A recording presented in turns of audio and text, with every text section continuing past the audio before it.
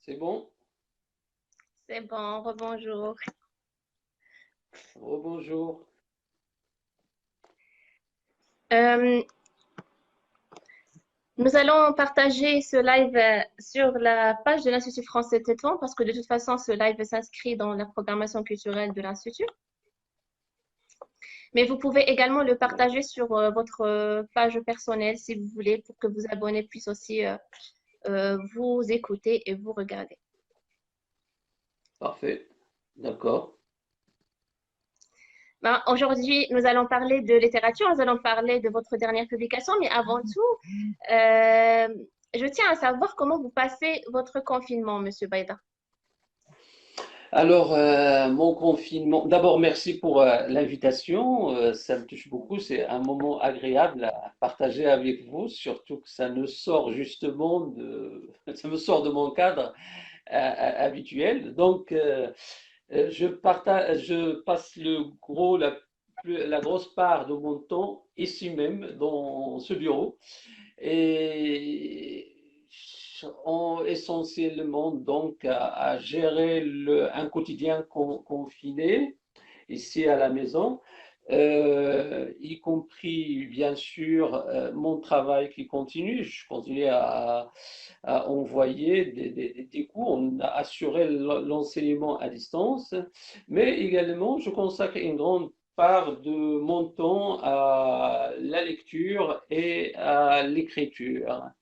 Bien sûr, en plus des tâches quotidiennes, etc. Il faut dire en réalité que le confinement, je suis un peu habitué au confinement, avant le confinement. D'accord. Sauf que là, c'est un peu un confinement avec des conditions, disons, au niveau macro, c'est pas très agréable. Toutes les nouvelles qui nous arrivent à propos de cette pandémie, à propos de cette maladie, à propos du nombre de morts, que ce soit ici au Maroc, mais également à l'échelle internationale. Et en même temps, c'est des circonstances inquiétantes parce que on ne sait pas comment les choses vont évoluer, on ne sait pas également si on va s'en sortir immédiatement ou bien si ça va se prolonger. En tout cas, pour le moment, ici, le confinement est parti encore pour 3 semaines. Ben oui, ben de toute façon, espérons que tout ira bien d'ici peu. Et moi, je vois que vous êtes bien équipés, vous avez une très grande bibliothèque, hein. Vous êtes confinés avec vos Oui, livres. et voilà, c'est les compagnons pendant des années, des décennies carrément. Là, ils sont là. Ils me protègent un petit peu. Il y en a qui se Euh, il- protègent avec des amulettes et moi je me protège avec des livres. ben, pour être honnête, heureusement, les livres sont là pour nous sauver, pour nous permettre de s'évader, d'être déconfinés d'une manière ou d'une autre. Tout à fait. Il y aura parmi nous sûrement quelques étudiants. Comment ça se passe l'enseignement à distance pour vous, Monsieur Baïda? À vrai dire, c'est un peu compliqué parce que mes collègues au sein du département et moi-même ne sont pas formés pour un enseignement à distance. Mais on tente de gérer la situation avec les moyens que nous avons et surtout, ce qui sauve un peu la mise, c'est que nous avons en face de nous un public adulte et donc qui maîtrise très bien les nouvelles technologies, etc. Donc, la plupart des temps, on envoie des documents essentiellement. On fait pas. Il y en a quelques-uns qui font des cours euh, en ligne et directement, des cours avec leurs étudiants, mais la plupart du temps, c'est des documents que nous envoyons et les étudiants, sur cette base, préparent leurs examens. D'accord. Ben, j'espère que cela ne va pas affecter les résultats ou la motivation des étudiants parce que de toute façon, on n'est pas habitué à ce genre d'enseignement, l'enseignement à distance. Oui, c'est vrai qu'on n'est pas habitué. Et là, je viens de voir une circulaire du ministère de l'Enseignement supérieur. Ça vient de tomber, ça a été signé aujourd'hui même, incitant les chefs d'établissement et le corps enseignant à continuer cette pratique, à développer la pratique de l'enseignement à distance et à réfléchir déjà à consacrer une part, une part des enseignements qui vont être donnés pendant la saison d'automne, à focaliser sur l'enseignement à distance aussi. Ça, c'est pas pour dire que la pandémie va continuer, mais c'est pour dire que peut-être c'est une bonne pratique qu'il faudrait développer. D'accord. Bon courage à tout le monde, à vous les profs et aux étudiants aussi, hein. Oui, je vois qu'il y Euh, a des noms d'étudiants ici. Oui, il y en a pas mal. ouais.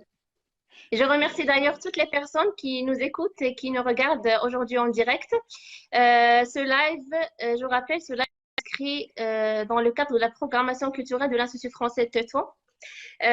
Nous accueillons Monsieur Baïda aujourd'hui pour discuter autour de sa dernière publication. À défaut de le retrouver en chair et en os, nous allons se contenter aujourd'hui de cette rencontre virtuelle. Et nous sommes d'ailleurs très contents de mener cette expérience avec vous, Monsieur Baïda. Merci encore une fois d'avoir accepté notre invitation.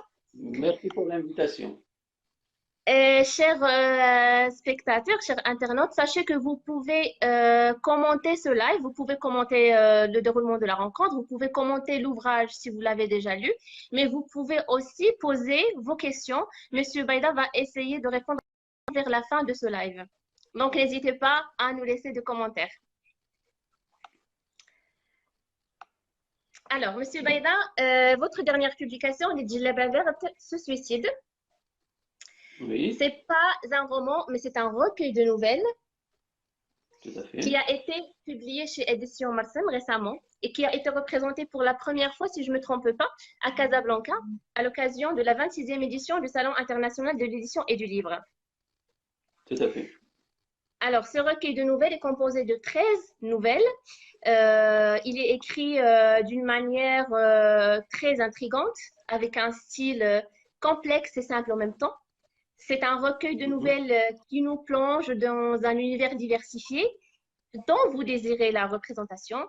C'est un texte qui touche, qui dérange et qui nous mène à se poser plusieurs questions sur une réalité ou sur plusieurs réalités auxquelles chacun de nous peut faire face. Vous nous offrez dans cet ensemble de textes non pas seulement une palette d'émotions, mais également une palette de couleurs. Et cette palette de couleurs est accentuée par le choix du titre. La baverte se suicide. Le titre du recueil est aussi le titre de la troisième nouvelle du recueil. Alors, la première question que je vais vous poser a un rapport avec le titre, le choix du titre. Est-ce que vous avez opté pour ce titre pour effectivement accentuer cette palette de couleurs que vous nous présentez dans vos textes ou tout simplement pour nous dire que Les djellabas vertes se suicident est ma nouvelle préférée. Du coup, j'ai donné le titre de cette nouvelle à l'ensemble du recueil. Alors, bon, c'est surtout pas la deuxième hypothèse, c'est-à-dire c'est pas la nouvelle que je préfère, en réalité je les préfère toutes les 13. Je dirais que j'ai opté pour ce titre parce que, comme vous le savez, dans un recueil de nouvelles, il faut choisir un titre. En règle générale, nous choisissons le titre d'une nouvelle, parfois juste parce que le titre nous plaît, parce que ça peut parler plus au lecteur, parce que ça peut l'interpeller, et parce que le titre peut constituer une sorte de fil rouge, de fil conducteur qui pourrait traverser un petit peu les nouvelles, toutes les nouvelles. D'où c'est là la difficulté parfois de parler aussi d'un recueil de nouvelles parce que c'est des nouvelles qui ont été écrites souvent sur une période assez longue et donc qui peuvent toucher à différents aspects. Ce n'est pas comme un roman qui impose par sa structure même, son unité et sa spécificité. Donc, je disais que le choix des djellabas vertes ce suicide est humain du fait que je considérerais ce titre comme une sorte de programme qui traverse les 13 nouvelles parce que le titre Les djellabas vertes contient des mots significatifs par rapport au sens que nous retrouvons dans les 13 nouvelles. Le premier mot, le premier terme, c'est les djellabas.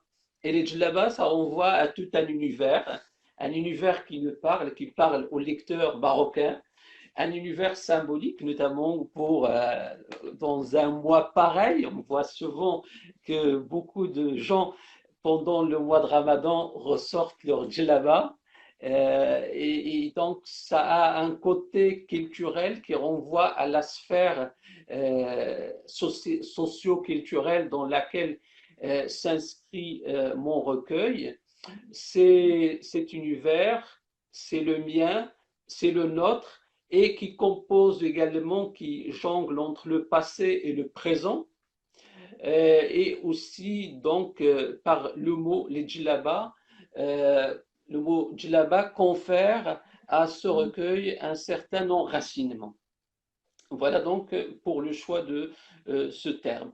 Et la couleur verte, djellaba verte, le vert, lui, apporte une couleur.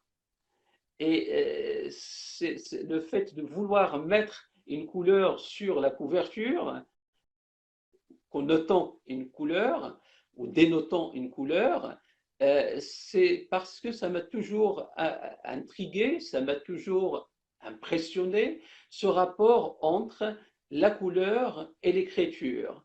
J'envie parfois les peintres qui, avec quelques couleurs, expriment tout un univers. Et ici, le fait de mettre le mot verte, ça place quelques couleurs sur la couverture et des couleurs qui parlent aux gens et des couleurs qui sont significatives et parfois symboliques. Ça m'est arrivé de rencontrer, après la sortie de ce recueil de nouvelles, des lecteurs qui se sont mis à analyser cette couleur, à évoquer les différentes connotations. Et ça, c'est toujours agréable, et notamment parce que les interprétations qu'on m'a données, c'était parfois des interprétations que j'ignorais complètement.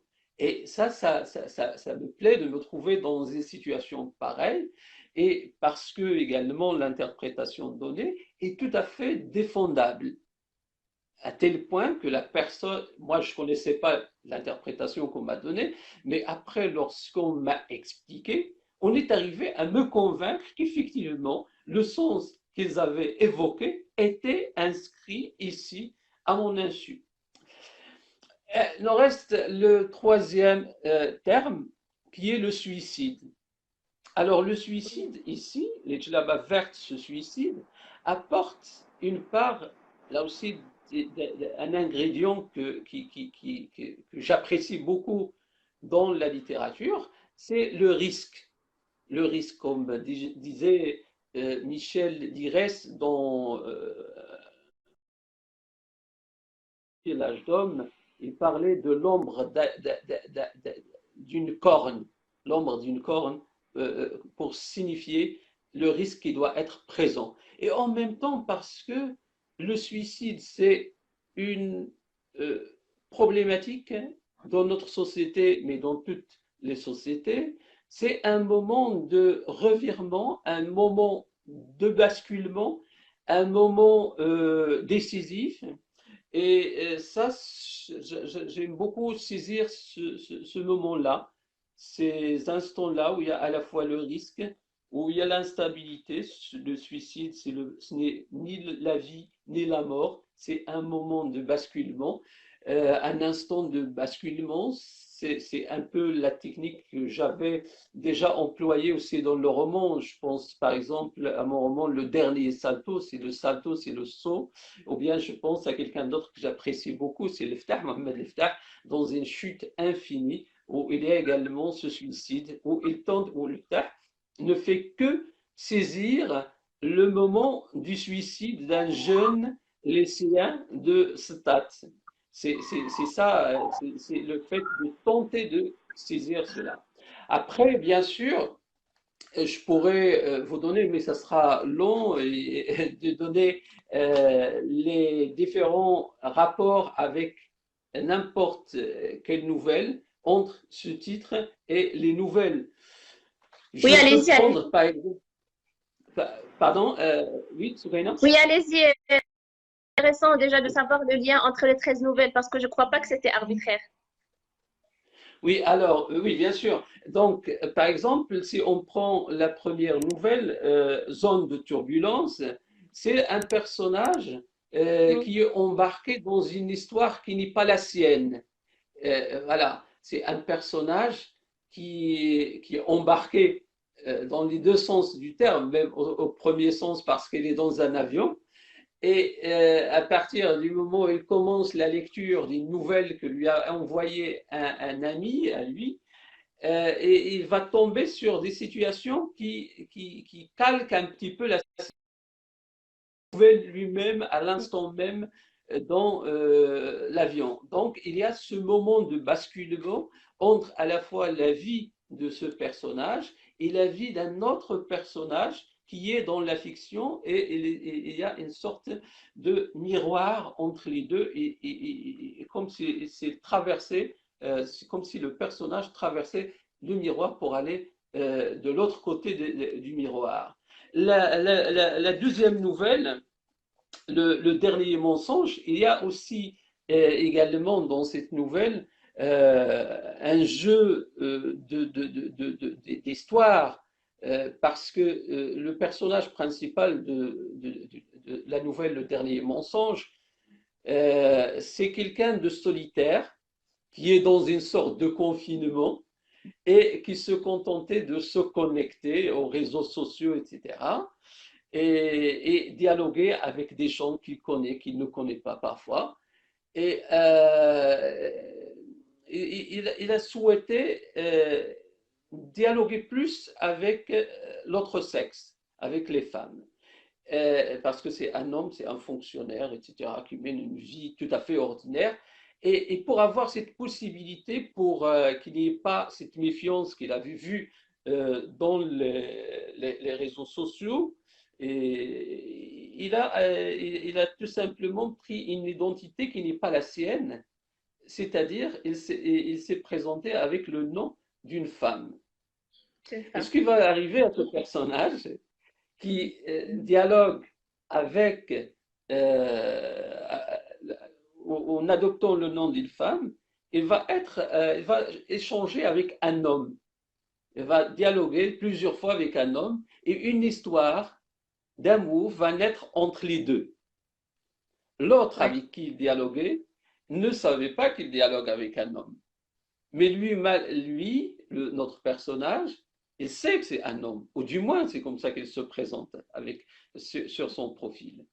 Et voilà, donc là il y a quelque chose entre deux vies, entre deux histoires, entre la question de l'identité d'un personnage et un autre.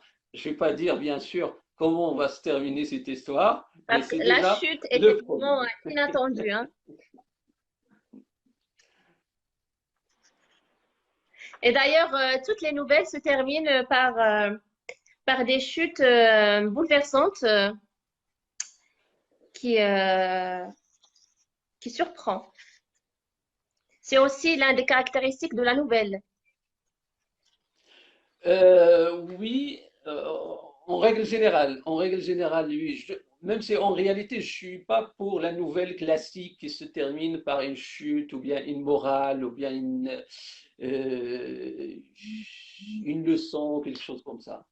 Voilà. Donc, je D'accord. pense que oui, il y en a plusieurs qui se terminent par une chute, mais ce n'est pas ce que je défends le plus. Ok. Ben, j'imagine que l'écriture de ce recueil n'était pas du tout une tâche facile. Ici, nous avons affaire à un ensemble de nouvelles et pas un roman. Et dans le monde riche et diversifié qu'est la littérature, nous savons que deux genres font face, le roman et la nouvelle. L'un est lent, l'autre est court. L'un privilégie le développement, le deuxième privilégie plutôt la concision. Aujourd'hui, et après trois romans, vous avez décidé d'explorer certaines profondeurs par le biais de la nouvelle. C'est vrai que la nouvelle est plus brève et plus directe que le roman, mais ça n'empêche que l'écriture de celle-ci est un exercice très complexe et très difficile. Et certains auteurs, même les plus connus du roman, n'excellent pas forcément dans ce genre. Pourriez-vous nous parler de votre... Alors, effectivement, là, je rejoins ce que vous venez de dire, c'est-à-dire que c'est un exercice assez facile, assez difficile, l'écriture de la nouvelle, même si parfois on la considère comme justement uniquement un exercice de style, certains la considèrent comme un genre hybride qui est à la fois, qui a quelque chose du roman, un roman avorté, on l'appelle, ou bien qu'il y a quelque chose d'un conte qui prend aussi du fait divers. Mais sur le plan de l'écriture, je pense que ce soit le roman, que ce soit la nouvelle, ce sont deux genres littéraires qui demandent effectivement une concentration, qui demandent un travail et un combat en quelque sorte avec les mots et euh, qui nécessite également de construire, de bâtir une unité. Le roman de 200 pages, c'est une unité. La nouvelle de 3 ou 10 pages, ou 15 ou 20, etc., c'est censé également être une unité. Souvent, j'entends dire que la nouvelle doit transporter ou bien offrir ou bien véhiculer une morale, une philosophie ou quelque chose comme ça, ou qui est contenu parfois dans ce que vous avez dit tout à l'heure, dans la chute elle-même. Mais je pense quand même, moi, j'adopte le point de vue, un des points de vue développés par ou plutôt mentionné, pas développé, par Baudelaire, le poète Baudelaire, qui a beaucoup travaillé sur les nouvelles et qui est un grand admirateur des nouvellistes Edgar Allan Poe, et qui dit que la nouvelle n'est jamais volontairement philosophique. J'adore ce propos, la nouvelle n'est jamais volontairement philosophique parce que le mot volontairement est très significatif ici, dans le sens où ça ne doit pas être la présence d'une philosophie ou bien d'une morale ou bien d'une chute, etc. dans la nouvelle, ne doit pas être en elle-même l'objectif. Cette présence ne D'accord. doit pas être en elle-même l'objectif, donc il peut y avoir une dimension philosophique ou bien une dimension moraliste ou bien une chute, mais ça ne doit pas être l'objectif, ça doit venir en quelque sorte de manière un peu spontanée. Euh, à côté de cela, les deux exercices, effectivement, sont aussi différent dans le sens où le roman, c'est un travail de longue haleine. Un roman, on travaille sur un roman pendant 2 ans, 3 ans, parfois plus.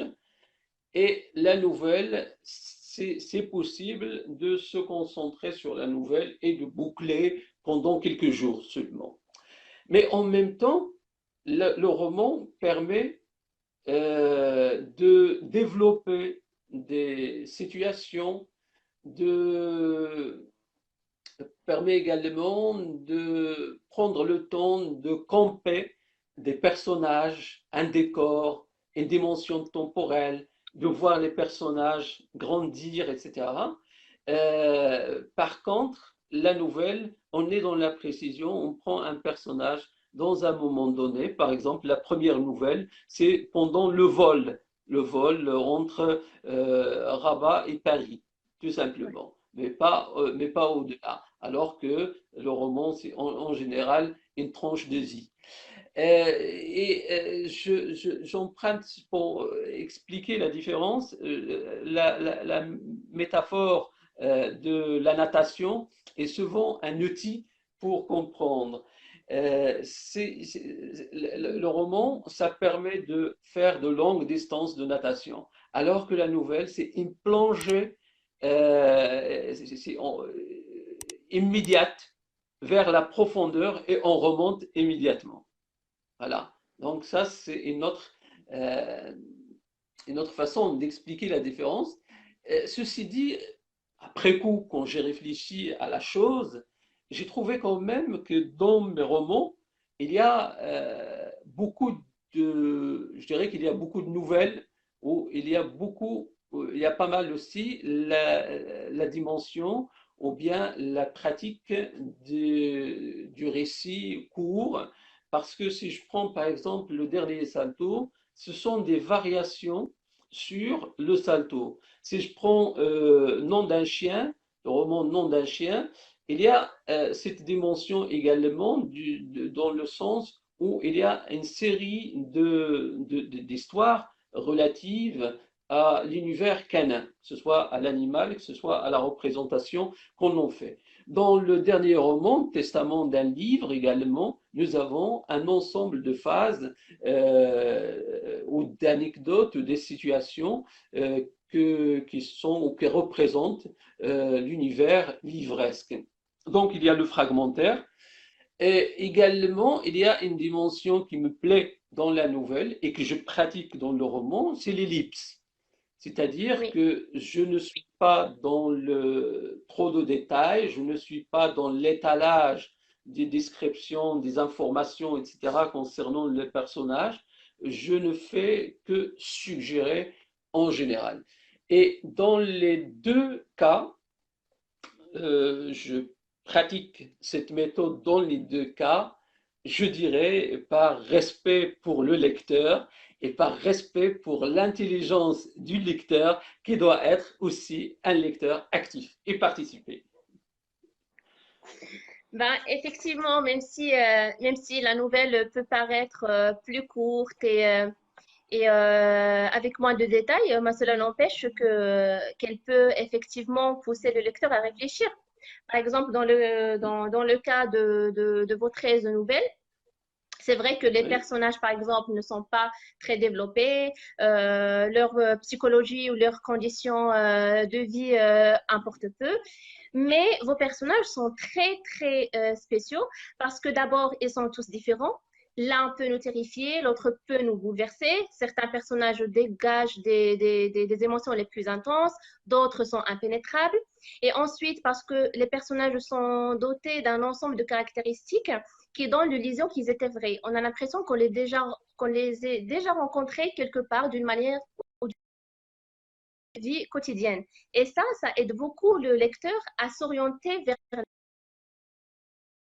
Surtout que l'ensemble des personnages mettent le point sur les maux de la société ou sur les différents problèmes que peut rencontrer l'individu tout au long de son existence. On sent que vos personnages sont engagés ou ils essayent de corriger certains mots, de corriger certains problèmes de la société. Qu'est-ce que vous avez essayé de nous transmettre via ces 13 nouvelles, Monsieur Baïda? juste des nouvelles. Des nouvelles. Voilà, j'ai essayé d'écrire des nouvelles tout simplement. Euh, Pas vraiment de messages, mais disons, de façon involontaire, il y a des messages dans chacune des nouvelles. Euh, et puis aussi, ce qui m'intéresse le plus, c'est de donner au lecteur un objet au sens de matière, là, d'écriture, qui peut lui plaire, qui peut l'intéresser, qui peut le faire réfléchir. Pas forcément d'être d'accord avec moi ou de l'amener à une vérité, quelle qu'il soit cette vérité, Non, ce n'était pas mon objectif. L'objectif n'est pas non plus, comme on dit souvent, de dénoncer quoi que ce soit, mais les situations en elles-mêmes qui sont ici, qui sont relatées, qui sont prises ici, peuvent inciter, et c'est ça en fait qui m'intéresse le plus, peuvent inciter le lecteur soit à apprécier un objet qu'il trouve beau, c'est-à-dire une nouvelle, un texte, une création, ce que j'appellerais une création littéraire, soit aussi l'autre dimension ou l'autre volet, c'est l'inciter à réfléchir tout simplement, à réfléchir soit sur l'esthétique, soit sur la société, soit sur un phénomène qui a été capté dans la société. Il y a souvent dans la plupart des nouvelles, il y a souvent le malentendu. D'accord? Il y a Ouais, souvent, ce qui est souvent développé, c'est le malentendu. C'est la difficulté de communiquer. C'est la difficulté sur la même longueur d'onde avec l'autre. Et ceci passe bien sûr à travers la matière qui m'intéresse le plus, à travers les mots. Et la situation mérite tout à fait notre réflexion, mérite tout à fait qu'on s'arrête, quand quelqu'un prononce un mot et qu'on le reçoit, est-ce qu'on le reçoit dans le bon sens, est-ce qu'on le reçoit de la même façon qu'il a été émis avec les intentions de l'émetteur, est une problématique, ça relève un petit peu de la problématique de la communication dans son sens général. C'est la communication entre un objet d'art et le public, la façon avec laquelle le lecteur va appréhender, va décortiquer ces nouvelles euh, sont elles-mêmes, cette situation entre lecteur et nouvelle est elle-même développée à l'intérieur de ces nouvelles, dans le sens où se pose à l'intérieur de ces nouvelles la question du malentendu ou bien de la difficulté de communication. d'accord. Vous avez dit que tout se passe grâce aux mots ou à travers les mots. Tout Je à fait. trouve que c'est très vrai. D'ailleurs, à la lecture du recueil, chaque mot a son importance dans votre texte. D'où la force et l'originalité que vous avez donnée à vos intrigues. Les situations sont tantôt tragiques, tantôt philosophiques, qui appellent à une longue promenade bien agitée et qui nous invitent à des harmonieux qui oscillent entre fiction et réalité. On remarque que l'humour et le tragique sont bien présents. Vous évoquez la mémoire et ses pièges, vous évoquez nos ondes de turbulence, les mots et l'écriture, les doutes et les hypothèses, autant de questionnements qui dévoilent davantage notre inconscient que notre quotidien. Mais en plus de cela, vous défendez aussi l'écriture à partir de rien ou écrire sur rien. D'ailleurs, votre septième nouvelle s'intitule Écrire à partir de rien. Et je tiens à citer une phrase, la page 65. Alors, je cite. Mhm. Comme il est fort probablement difficile d'écrire tout un roman à partir de rien, mon cher vieux rêve, je vais faire en sorte de se consacrer ici à ce vaste domaine, au moins une nouvelle. Voilà, je commence et je finis. Et un peu plus loin, vous dites écrire à partir de rien pour que l'écriture puisse dégager toute sa force d'elle-même ou s'effacer. Écrire sur rien, ça me rappelle Marguerite Duras. Marguerite Duras a revendiqué le droit légitime d'écrire sur rien ou d'écrire à partir de rien. Elle a carrément Mhm. revendiqué le droit légitime d'écrire sur la mort d'une mouche, ce qui est tout à fait banal, ce qui est tout à fait anodin. Mhm. Mais Mhm. elle croit que c'est cette écriture sur l'anodin et sur le presque rien qui nous pousse à penser à la mort et à la vie et qui nous pousse à s'apercevoir que l'insignifiant nous donne de signes essentiels. Monsieur Baïda, le rien pour vous, qu'est-ce que ça signifie? Le rien, ça signifie rien. Ou dans bien le l'écriture sens. survient de toute façon. Voilà. Euh, oui, parce que en fait, l'idée c'est une idée qu'avait déjà émis Flaubert, écrire un Ouais, roman sur rien. Voilà, et c'est un vœu.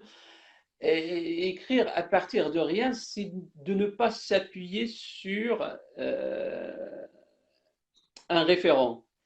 C'est par exemple que l'œuvre puisse être indépendante quand, par rapport à tout ce qu'on disait tout à l'heure. C'est-à-dire quand je disais qu'il n'y a pas de morale et je ne suis pas en train de dénoncer, je ne suis pas dans ceci, dans cela, ça rejoint un petit peu cela, c'est-à-dire faire une œuvre d'art sans que, qui serait importante, qui serait intéressante, mais sans s'appuyer sur un événement, sans ouais, entrer dans le fait, par exemple, là, de faire un roman, parce que ça, je l'entends souvent ces jours-ci, et écrire un roman sur la pandémie, sur le confinement, etc. Donc, c'est comme si la littérature a besoin de l'extérieur, a besoin de s'appuyer sur quelque chose. C'est comme si la littérature ne pouvait pas, on ne peut pas être indépendante, se tenir par elle-même. L'image de la peinture est très importante, je l'évoque pour la deuxième fois, parce que ouais. justement un peintre peut faire un tableau sans regarder ce qu'il y a à l'extérieur ou bien tenter de reproduire un paysage. Il peut tout simplement, avec les couleurs, dessiner une œuvre, un tableau qui a son indépendance, qui pourrait avoir son indépendance, c'est-à-dire aucune personne qui regarde ce tableau-là ne va dire, tiens, il est en train de reproduire le paysage qui se trouve à tel endroit, ou bien la situation dans un marché ou autre. Non, on va dire tout simplement, il y a un agencement de couleurs, une composition, au sens musical du terme, une composition qui fait que ce tableau dégage une force, dégage une chaleur, dégage... Voilà, ça, ces termes-là, on parle souvent de cela avec ces termes dans le cas de la peinture ou bien dans le cas de la musique. Mais pour la littérature, pour le roman, pour la nouvelle, on dit souvent ça rappelle les événements, ça évoque les événements de telle date, ça rappelle l'histoire, une histoire qui m'est arrivée, etc. Oui. D'accord? On dit rarement que ça dégage une force, ça dégage une ambiance, ça dégage ceci, ça dégage une chaleur, etc. Et c'est ça, en fait, ce vœu que reste un vœu pieux, d'écrire à partir de rien. Est-ce que c'est possible? Parce que c'est très difficile, et je pense même que c'est pas possible, parce que les mots sont chargés de sens, les mots ont une histoire, les mots ne nous appartiennent pas, tout simplement. Les mots, quand on les reçoit avec déjà toute une charge philosophique, culturelle, historique, etc. À partir du moment où on voit Djlaba, ça y est, Djlaba, c'est déjà un univers qui est celui du Maroc, du Maghreb, c'est celui qui est telle sorte. Et quand on parle de suicide, c'est déjà condamné. Voilà. Alors que écrire à partir de rien, je dirais, c'est l'impossibilité virginité des mots. Voilà, Ah, l'impossible virginité des mots.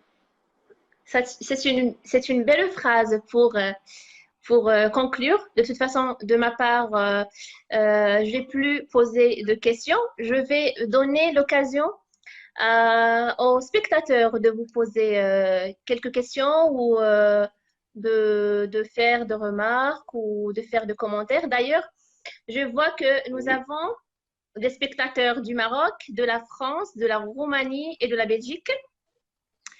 Et Je vous aussi remercie encore une fois d'être là. Je vous remercie d'être nombreux à nous suivre aujourd'hui.